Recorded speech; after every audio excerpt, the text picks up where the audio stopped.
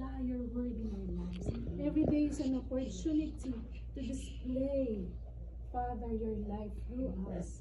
We thank you, Lord, that your Holy Spirit always teaches us to humble, to receive, and to impart, oh God, our lives to people.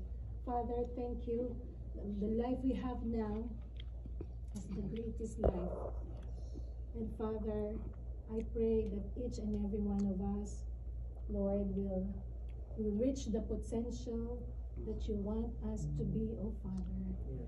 Thank you, Lord, for your power, your presence, Lord. And as we worship you, Lord God, we may really bring the sacrifices of praise and thanksgiving. Hallelujah. That every person in this place will be filled by the power of your Holy Spirit, oh God. That we will come on fire, ablazing for you, oh God. We pray, oh God, that our hearts will always be hungry, thirsty for you.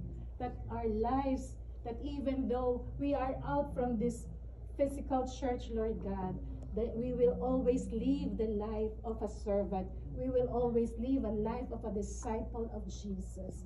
And this life will be a message to people. We may not always open our mouth, uttering your words, uttering the verses, but our lives itself will be a message, oh God.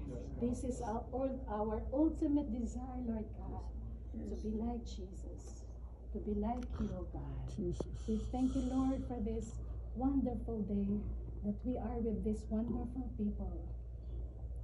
We were able to experience to be with them in worship and in listening and receiving your word, oh God. We thank you for their hearts that always serves people, for their hearts that always wants to please you, oh God, and not people. We glorify you, we magnify you.